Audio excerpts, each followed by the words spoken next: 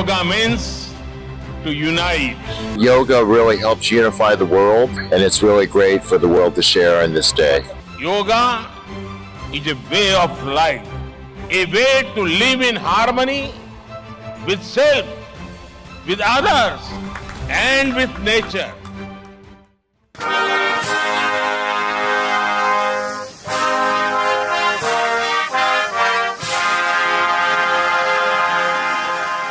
वहाँ की सीनेटर्स कुछ हैं इल्हान ओमर टाइप के हैं, वो लोग विरोध कर रहे हैं कि मैं तो जाऊंगी नहीं मोदी के एड्रेस में।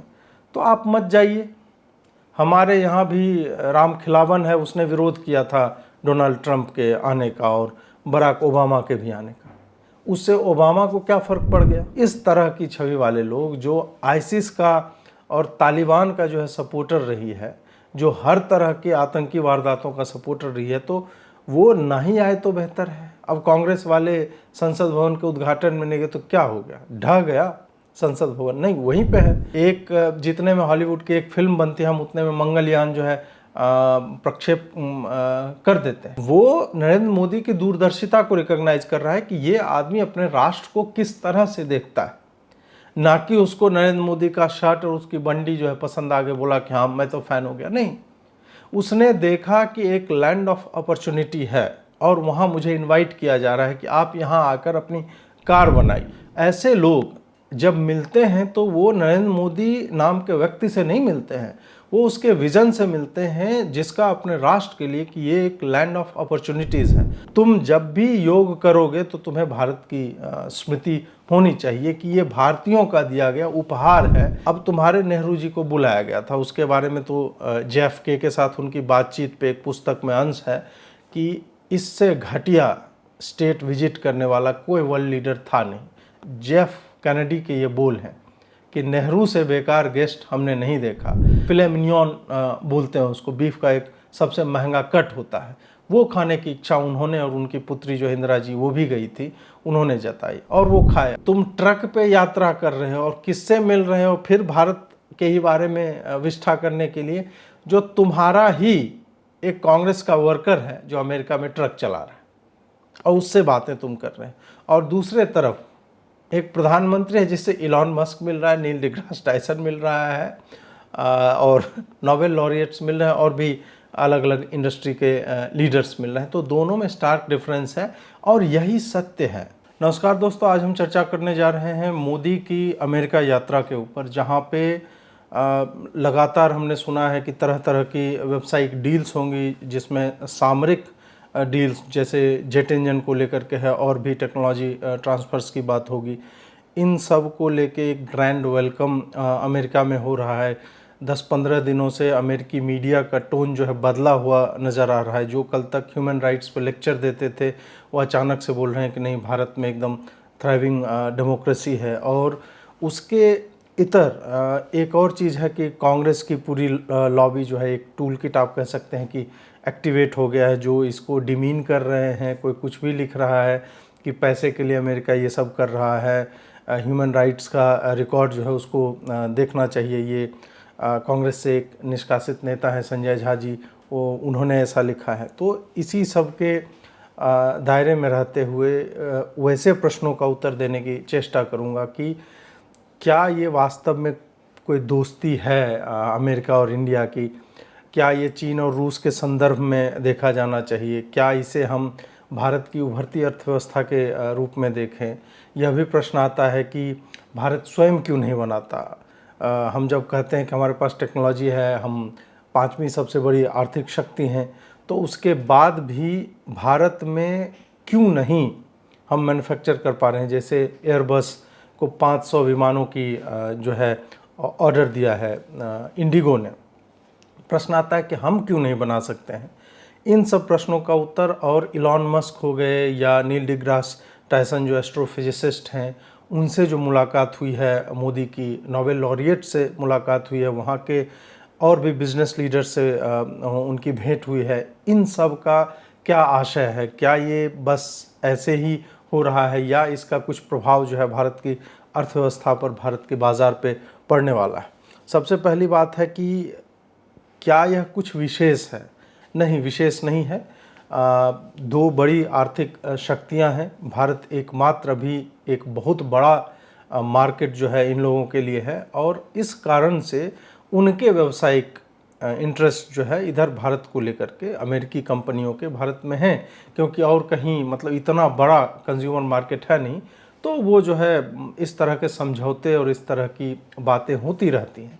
हाँ, विशेष यह है कि ऐसे समय में, जबकि कुछ वर्ष पहले तक या एक दशक पहले तक भारत की जो विदेश नीति थी वो अमेरिका निर्धारित करता था कि हम जो है हम देख लेंगे अफ़गानिस्तान में, तुम्हें कुछ कहने की ज़रूरत नहीं। और अफ़गानिस्तान में क्या हुआ आपने देखा। वो कहते थे कि तुम जो है फलाने के अगेंस्ट रहो, तुम यहाँ पे न्यूट्रल हो जाओ, तुम जो है फलानी बात मत बोलो पाकिस्तान के अगेंस्ट, तुम चाइना के सामने खड़े हो जाओ, हम देख लेंगे। इस तरह की चीज़ें जो अमेरिका बोलता था और कभी नहीं करता था, कभी करता था। और उसके हिसाब से भारत अपनी नीतियों को, खास करके विदेश नीति को, जो कभी भी स्वतंत्र नहीं रही है, हमें पश्चिमी देशों ने जैसे चलाया, जैसे बोला कि न्यूक्लियर डील अगर साइन करना है तुम्हें ये डिलिवरेबल्स देने होंगे, तुम इसके बदले में हमें ये दो। और अचानक से टोन जो है भारत का बदल जाता है नरेंद्र मोदी के आते ही, और वो बार बार लगातार जो हवाई यात्राएं कर रहे थे, विदेश यात्रा, जिसको कांग्रेस वाले जो है एनआरआई प्रधानमंत्री कह के बुलाना और ये सब, और निकाल रहे थे कि मनमोहन सिंह ने कितनी यात्राएं की, मोदी ने कितनी यात्राएं की। अपना जहाज़ जो है प्रधानमंत्री के लिए जो पुराना था उसको जंग करके नया लिया गया, तो उसे उसका पर्सनल जहाज़ बताने की चेष्टा की गई, ये सब। लेकिन उसके बाद हुआ क्या इन सब यात्राओं का, ये लोग पूछते थे कि अमेरिका तो अभी भी तुम्हारे बारे में नकारात्मक टिप्पणियां ही कर रहा है, तो तुम जो गले लगते थे उससे हुआ क्या। तो विदेश नीति ये सब जो होता है उसका इमीडिएट रिजल्ट नहीं आता है। उसके परिणाम आज आपको देखने को मिल रहे हैं कि रूस यूक्रेन विवाद के समय में, युद्ध के समय में पूरा विश्व दो खेमों में बटा हुआ है, और भारत एक अकेली ऐसी बड़ी आर्थिक शक्ति है जिसने न्यूट्रल एक तरह से अप्रोच लिया है कि हम शांति के पक्ष में हैं, हम किसी भी उस तरह की चीज़ के पक्ष में नहीं जिसमें तुम कह रहे हो या तो यूक्रेन के साथ खड़े हो जाओ या फिर जो है तुम रूस के साथ खड़े हो जाओ। इस दौरे से उन बातों पर कोई प्रभाव नहीं पड़ने वाला है, क्योंकि ये विशुद्ध रूप से ये कोई अमेरिका भारत से कोई दोस्ती ना तो पहले की है, ना निभाई है, ना कल करेगा। उसका प्योरली बिजनेस जो है इंटरेस्ट है वही ड्रिवन है, उसके पास सामान है उसको बेचना है बस। इससे इतर बाकी जो भी चीज़ें हम चाहे सकारात्मक देख रहे हैं कि न्यूयॉर्क टाइम्स स्क्वायर में जो है पोस्टर लग रहे हैं मोदी के और मोदी की जय जयकार हो रही है, इसको उस तरह से मत देखिए। ये सब ऐसे ही जो जब दो राष्ट्राध्यक्ष आते हैं वो दिखाया जाता है कि यूएस और इंडिया का जो है बहुत बॉन्ड हमें एकदम गजब का है हमारा, और वो उससे इतर जो है कुछ नहीं पढ़ना चाहिए, क्योंकि जो ही उधर से लौट के आएंगे फिर यही यूएस सेनेट जहाँ पे मोदी जी का भाषण होने वाला है, यहीं पे जो है उनके सेनेटर्स जो है आके बताएंगे कि देखिए रिलीजियस फ्रीडम पे जो है भारत का ये रिकॉर्ड है, ह्यूमन राइट्स का ये रिकॉर्ड है। वो इंडियन अमेरिकन मुस्लिम काउंसिल और ये लोग जो है तरह तरह की रिपोर्ट्स डालते रहते हैं, तो उसी को इंडोर्स वो लोग करने लगते हैं। तो इसमें जो है ना जय जयकार में बहुत कुछ देखिए, ना नकारात्मकता में बहुत कुछ देखिए। ये केवल यही है कि दोनों को एक दूसरे के वो सिम्बायोटिक संबंध होता है, एक दूसरे पे आश्रित हैं, और उसी में हमें देखना चाहिए। बहुत सारे लोग यह भी प्रश्न पूछते हैं कि खूब इतना एंटी इंडिया छपते रहता है वहाँ पे, मोदी जी ने इतनी यात्राएं की, उससे क्यों नहीं, मतलब इन लोगों को क्यों नहीं वो दबाते हैं। ऐसा नहीं है कि अमेरिकी मीडिया भी जो वहाँ का डीप स्टेट है या जो जॉर्ज सोरोस टाइप के लोग जो है कंट्रोल करते हैं पूरे नैरेटिव को एक तरह से और पैसे दे दे करके। क्या होता है कि राजनयिक संबंध अलग होते हैं, डिप्लोमेटिक रिलेशंस अलग होते हैं, बिजनेस इंटरेस्ट अलग होते हैं। उसके बाद क्या होता है कि कल तक जिसे तुम नौकर समझते थे, सपेरों का राष्ट्र समझते थे, अचानक से वो एक आर्थिक शक्ति बन के उभरता है और तुम्हारे हेजेमनी को कि हम ही सबसे बड़ा बाबा हैं उसको चैलेंज करने लगता है, तब तुम्हें कष्ट होगा ही। तो यही कारण है कि अचानक से जिस तरह से भारतीय राष्ट्र का 2014 के बाद एक आप कह सकते हैं कि अपनी तलाशती रीढ़ को भारत ने पाया है, जो पहले से खोज रहा था, मिल नहीं रहा था, और खड़ा हो गया। स्ट्रेट खड़ा हो गया और बोल रहा है कि नहीं, हम नेगोशिएशंस के टेबल पे हम अपनी बात रखेंगे, अपने तरह से रखेंगे। तो ये उन लोगों को रास नहीं आ रहा है जो कल तक डिक्टेट करते थे टर्म्स। तो आप कैसे उनको डिमोरलाइज करेंगे, डिमीन करेंगे? तो उनके ऊपर क्या करते हैं ये लोग कि मीडिया की मदद से यही स्टेट जो आज बोल रहा है कि नहीं, हम प्लांट बेस्ड डिनर जो है मोदी जी के लिए रख रहे हैं, और लॉन में जब आप जाएंगे तो हरे रंग के कपड़े लटके रहेंगे, उस पर सैफरन रंग का ये होगा, भारतीय तिरंगे का हम सम्मान कर रहे हैं। एक तरफ ये किया जाता है और दूसरी तरफ मीडिया को खुला छोड़ दिया जाता है कि तुम इस पे अटैक करो, तुम फ्रीडम इंडेक्स बनाओ, तुम बताओ प्रेस फ्रीडम इंडेक्स में भारत अफगानिस्तान से भी नीचे है, तुम हंगर इंडेक्स में बांग्लादेश से नीचे दिखाओ, हैप्पीनेस इंडेक्स में श्रीलंका से नीचे दिखाओ। और जिन जिन राष्ट्रों से हम नीचे हैं, मतलब अफ्रीकन कॉन्टिनेंट के और यूरोप के वैसे राष्ट्र जहां गृह युद्ध की स्थिति बनी है, वो सब हमसे ऊपर हैं। तो बताता है कि इसमें कोई सच्चाई नहीं होती है। ये कोई भी इंडिसेज, कोई भी सूचकांक जो निकलते हैं वो सत्य नहीं होते हैं।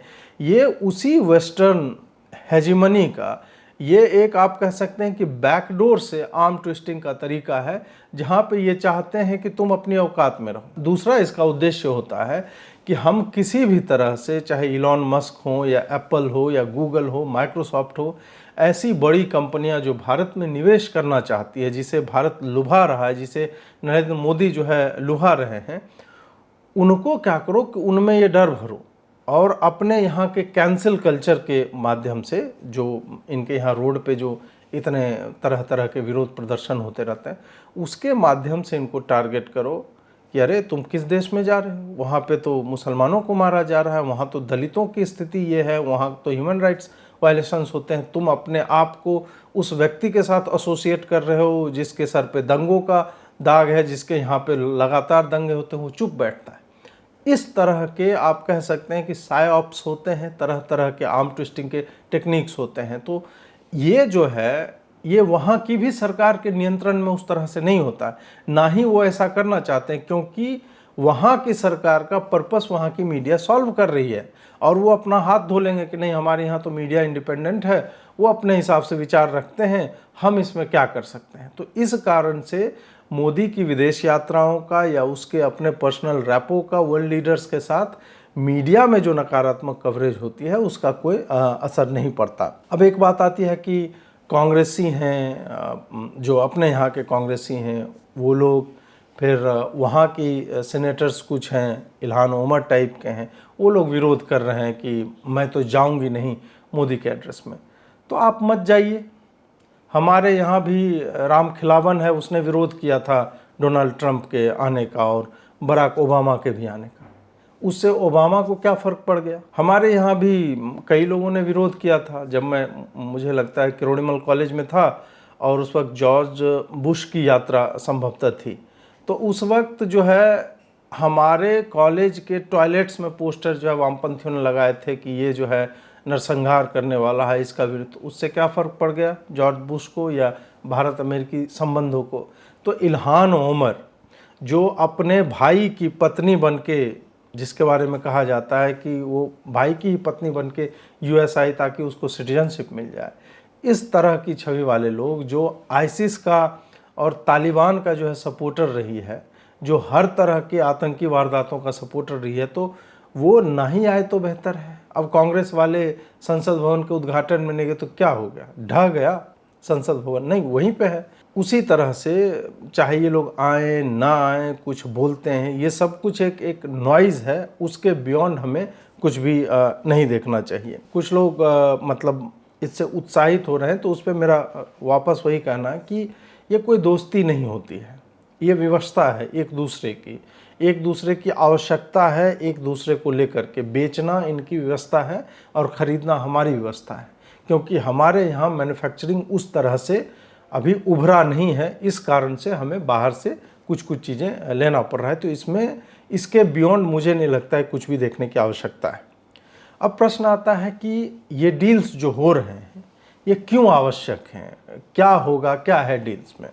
एक उभरती अर्थव्यवस्था के लिए जो बहुत बड़ा है, मतलब पॉपुलेशन वाइज भी और इकोनॉमी का भी साइज एवर एक्सपैंडिंग है, और वहाँ पे अगर किसी भी तरह के मैन्युफैक्चरिंग का, मतलब लार्ज स्केल मैन्युफैक्चरिंग का, उसका अगर कल्चर नहीं है, पहले से किसी ने इस पे ध्यान नहीं दिया है, तो आप 10 वर्षों में वो क्रिएट नहीं कर सकते। इसी कारण से आज भी जो कहते हैं ना कि एयरबस से 500 विमान ले रहे हैं, क्या भारत में ये नहीं बन सकता है? हम क्यों नहीं बना पा रहे हैं? हमारे लोग इतने इतने सीईओज हैं इन जगहों के, तो हम क्यों नहीं स्वयं ही बना रहे हैं? हम कब तक दूसरों से ही खरीदते रहेंगे? हमारा पैसा बाहर क्यों जा रहा है? वहाँ तक पहुँचने के लिए भारत ने बड़े बड़े कदम उठाए। मैं एक उदाहरण देना चाहूँगा, ठीक है, जेट की डील हो रही है अमेरिका के साथ, जेट इंजन की। एयरबस का मैंने बताया कि विमान हम खरीद रहे हैं, और भी तरह तरह के छोटे मोटे डील्स जो है मल्टीपल बिलियंस के होंगे, वो सब हमें देखने को मिलेगा। लेकिन प्रश्न यह है कि जब यहाँ पे जिनको बोला जाता है ना कि नेहरू जी ने ये बनाया वो बनाया, तो प्रश्न यह है कि उसी नेहरू ने क्यों नहीं इस तरह के बड़ी मैन्युफैक्चरिंग के लिए कुछ किया? क्यों ये उनके विज़न में नहीं था कि हम चल रहे हैं, हमें अपने बजट का एक हिस्सा जो है रिसर्च एंड डेवलपमेंट पे लगाना है, या फिर हम अगर अपने आईआईटीज़ बनाने का श्रेय देते हो नेहरू को, तो उसमें रिसर्च एंड डेवलपमेंट में पैसा देने का क्यों नहीं प्रोविज़न था? तो ये जो कॉरपोरेट्स हैं इंडिया में, ये नेहरू जी उसी वक्त ये प्रोविज़न कर देते कि आप अपनी कमाई का एक हिस्सा, या फिर जो भी चीज़ आप बना रहे हैं उसके लिए अगर आपको मशीनरी बाहर से लानी पड़ रही है, आप उसमें शोध करना चाहते हैं ये सब, तो आप जो हमारे आईआईटीज़ को इन्वॉल्व इसमें कीजिए, हमारे शैक्षणिक संस्थानों को। अभी है ना कि कॉरपोरेट्स को अपनी कमाई का एक हिस्सा, लाभ का एक हिस्सा जो है फिलैंथ्रोपिक एक्टिविटीज़ और समाज सुधार के लिए प्रयोग में लाना होता है, जिसको CSR बोलते हैं, कॉरपोरेट सोशल रिस्पॉन्सिबिलिटी। तो उस तरह का प्रोविज़न तब से कर देते, तो अभी तक हम इस स्थिति में होते कि ब्रेन ड्रेन जिस हिसाब से हो रहा है उस हिसाब से नहीं होता। हमें वो सब जो है उसका लाभ भारत में भारतीय लोगों को मिलता, तो वो नहीं हुआ। तो अब क्या है, बाकी भी बहुत सारी चीज़ें हैं। आपने हाईवेज उस तरह से नहीं बनाए, क्योंकि 70 वर्ष जो है बहुत बड़ा समय होता है इन सब चीज़ों को सॉर्ट आउट करने का। मैं ये नहीं कह रहा हूँ कि हर गांव की हर सड़क आप बना देते, नहीं, लेकिन आप हाईवेज तो बना सकते थे, रेलवे लाइंस तो, मतलब फ्रेट कॉरिडोर और इस तरह की चीज़ें कि डॉकयार्ड से अगर कुछ चल रहा है तो फैक्ट्री तक आपने लाइन बिछा दी। इस तरह का काम कितनी जगह पे हुआ है। अब वो सारा काम नरेंद्र मोदी के आने के बाद हो रहा है। इलेक्ट्रिफिकेशन हो रहा है रेलवे का भी और पूरे राष्ट्र का भी। फ्रेट कॉरिडोर्स बन रहे हैं, रेलवे लाइन को एक्सपैंड किया जा रहा है, हाईवेज बन रहे हैं, एक्सप्रेसवेज बन रहे हैं, और बड़े बड़े स्पेशल इकोनॉमिक जोन्स बन रहे हैं। इससे क्या होता है कि वो दिखाता है कि कल्चर यहाँ पे भी है, स्टार्टअप इंडिया इनिशिएटिव है, तरह तरह की चीज़ें हैं, जिससे कि हम जो करना चाहते हैं भविष्य में, आज उसका फल नहीं मिलेगा, 10 वर्ष के बाद हो सकता है कि मिलने लगे, तो होगा। तो ये जो प्रश्न आता है कि हम स्वयं क्यों नहीं बनाते, हमें बाहर से क्यों इंपोर्ट करना पड़ता है, तो उसके कुछ कुछ मतलब रेस्ट्रिक्शंस, उसकी अपनी सीमाएं हैं कि आपको फैक्ट्री लगाने से पहले फैक्ट्री तक पहुंचने के लिए कुछ सामान आ रहा है, कुछ मैन्युफैक्चर हो रहा है, बहुत सारी चीज़ें सॉर्ट आउट करनी होती है कि फैक्ट्री तुमने बना दिया और सामान या तो जाने में या आने में वो जाम में फंसा हुआ है, क्योंकि सड़कें जो है चौड़ी नहीं हैं, तो उससे तो हानि ही होगी ना। वो तो कोई मतलब ईज़ ऑफ डूइंग बिजनेस में तो आता नहीं है। तो ये सारी चीज़ें वर्कआउट करनी होती है। अब एक आपने मतलब ट्विटर पे देखा होगा कि इलॉन मस्क ने क्या कहा मिल करके, नील डिग्रास टाइसन ने क्या कहा मिल करके, बाकी लोगों ने क्या कहा मिल करके। चाहे मस्क हों या टाइसन हों, ये लोग जो है नरेंद्र मोदी को जिस तरह से रेवर कर रहे थे, अब कोई कह देगा कि नहीं उनको बोलना था, वहाँ की जनता ने कहा था, मतलब सत्ता ने कहा था कि आप बोलिए, पॉजिटिव बोलिए, और आउट ऑफ कर्टसी वो पॉजिटिवली बोल रहे थे। आउट ऑफ कर्टसी नहीं होता है। जो विजनरी व्यक्ति है, जिसको दिख रहा है, नरेंद्र मोदी उस राष्ट्र के राष्ट्रीय अध्यक्ष हैं जहाँ पे इसरो है, जो अभी भी अमेरिका के स्पेसएक्स या नासा के फ्रैक्शन ऑफ कॉस्ट में सैटेलाइट लॉन्च करती है, रॉकेट्स लॉन्च करती है, और सक्सेस रेट जो है बहुत हाई है। एक जितने में हॉलीवुड की एक फिल्म बनती है, हम उतने में मंगलयान जो है प्रक्षेप कर देते हैं। तो इस बात को रिकॉग्नाइज कर रहा है ना। वो नरेंद्र मोदी की दूरदर्शिता को रिकॉग्नाइज कर रहा है कि ये आदमी अपने राष्ट्र को किस तरह से देखता है, ना कि उसको नरेंद्र मोदी का शर्ट और उसकी बंडी जो है पसंद आ गए, बोला कि हाँ मैं तो फैन हो गया। नहीं, उसने देखा कि एक लैंड ऑफ अपॉर्चुनिटी है और वहाँ मुझे इनवाइट किया जा रहा है कि आप यहाँ आकर अपनी कार बनाइए, आप यहाँ आकर के देखिए कि हमारी टेक्नोलॉजी कैसी है, स्टारलिंक सर्विसेज आप डिप्लॉय करना चाहते हैं वो कर सकते हैं। इससे क्या होता है, जब इस तरह के मतलब बौद्धिक क्षमता वाले व्यक्ति, चाहे एस्ट्रोफिजिसिस्ट हों, बड़े बड़े बिजनेसेस को सक्सेसफुली चलाने वाले लोग हैं, ऐसे लोग जब मिलते हैं तो वो नरेंद्र मोदी नाम के व्यक्ति से नहीं मिलते हैं, वो उसके विज़न से मिलते हैं जिसका अपने राष्ट्र के लिए कि ये एक लैंड ऑफ अपॉर्चुनिटीज़ है, अवसर ये प्रदान कर रहे हैं। और अपने राष्ट्र को ये व्यक्ति किस नज़रिए से देखता है कि इसे अभी जहाँ पे है वहाँ से कहाँ ले जाना है, तो इस कारण वो रिस्पेक्ट जनरेट होती है। और जो इलॉन मस्क हैं उसको दो तरह से आपको देखना होगा कि एक तरह से ये आदमी ने जो ट्विटर को एक तरह से फ्री बनाया और freedom of speech and expression को उचित मायनों में इसने जिस तरह से एड्रेस किया है वो भी काबिल तारीफ़ है। उसकी सराहना किए बिना आप रह नहीं सकते, क्योंकि हमने कैम्ब्रिज एनालिटिका देखा हुआ है कि फेसबुक और ट्विटर किस तरह से मैनिपुलेट करते थे थॉट प्रोसेसेस को। इलेक्शन के टाइम में प्रोफाइलिंग की जाती थी कि किस तरह का व्यक्ति किस तरह का कंटेंट कंज्यूम कर रहा है, उसको हम कांग्रेस का कंटेंट अधिक दिखाएंगे, भाजपा का कम दिखाएंगे। ये सारा हो रहा था, आपके ट्रेंड्स को मैनिपुलेट किया जा रहा था। ये सब जब होता है तब अगर इलॉन मस्क उसको फ्री करता है कि नहीं हम लेवल प्लेइंग फील्ड देंगे, उस कारण भी उसका सम्मान होना चाहिए। और उस तरह से भी इनका नरेंद्र मोदी से मिलना जो है इम्पॉर्टेंट हो जाता है। अब बात करते हैं सॉफ्ट पावर की। जो नरेंद्र मोदी जाते हैं तो और क्या डिलीवर करते हैं और किन बातों की चर्चा होती है। अंतर्राष्ट्रीय योग दिवस वो वहीं पे रह के उन्होंने मनाया और उनका एक स्टेटमेंट आया कि भारत में इसका ओरिजिन है, लेकिन इसके बाद भी हम इसे बिना किसी पेटेंट के, बिना किसी रॉयल्टी के आप सबको निःशुल्क दे रहे हैं।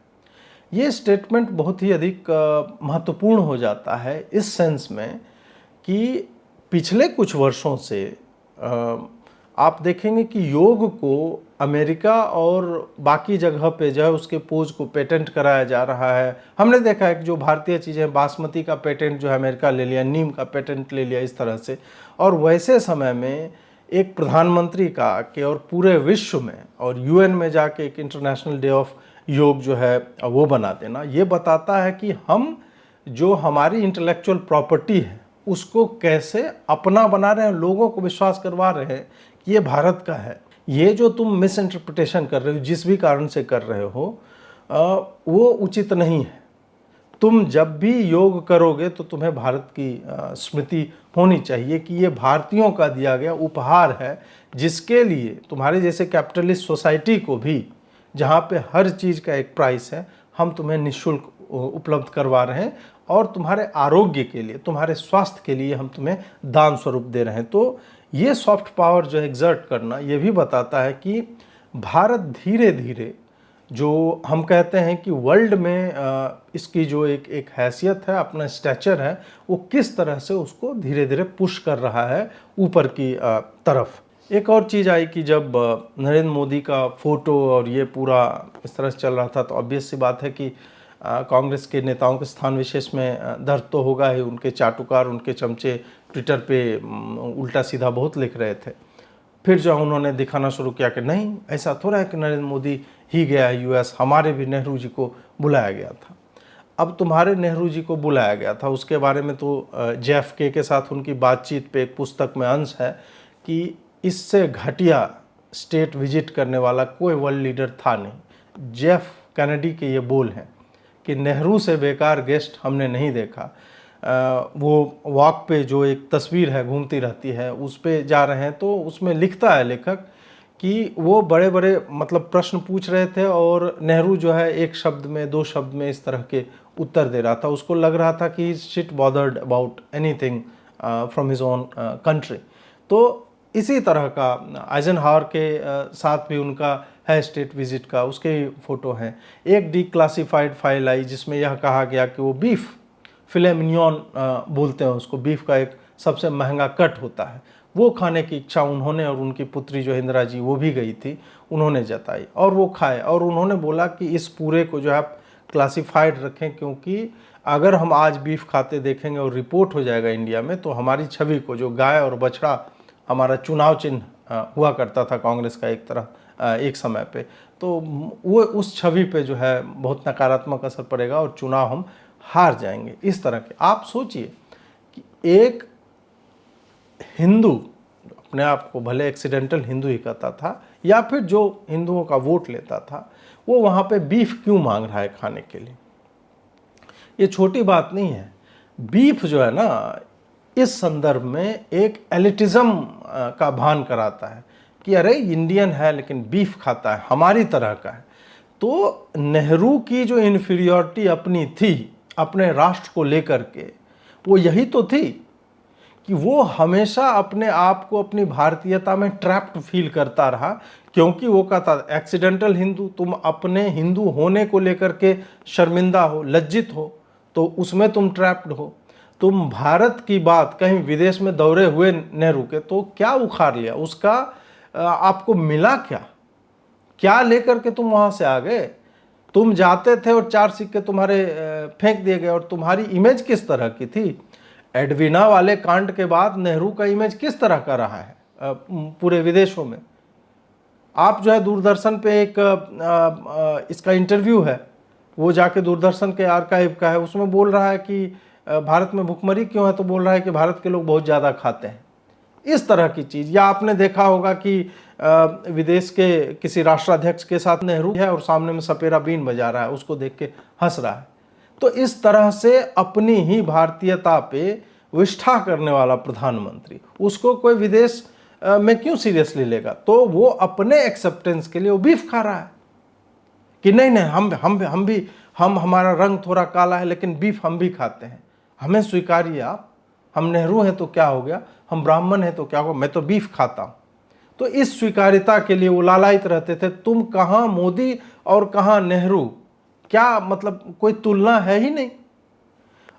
एक आता है जो सॉफ्ट पावर के संदर्भ में कहते हैं कि यही भारतीय, कल मैं एक स्पेस में था ट्विटर में, तो एक विभूति झा जी हैं जो 1991 में भारत से यूएस गए थे, वहीं पे अब रहते हैं। उनका कहना था, जब मैंने ये बात बोली कि एनआरआईज में जो भारतीयता को लेकर के एक गौरव की अनुभूति जो उनके भीतर आई, वो नरेंद्र मोदी के कारण आई है, तो उन्होंने बोला कि हाँ, जब हम गए थे तो भारत की छवि यह थी एकदम करप्ट और थर्ड वर्ल्ड कंट्री है, जिसमें कोई संस्कृति नाम की चीज़ नहीं है, सभ्यता नहीं है, लूटपाट होती रहती है, इसके सारे नेता करप्ट होते हैं।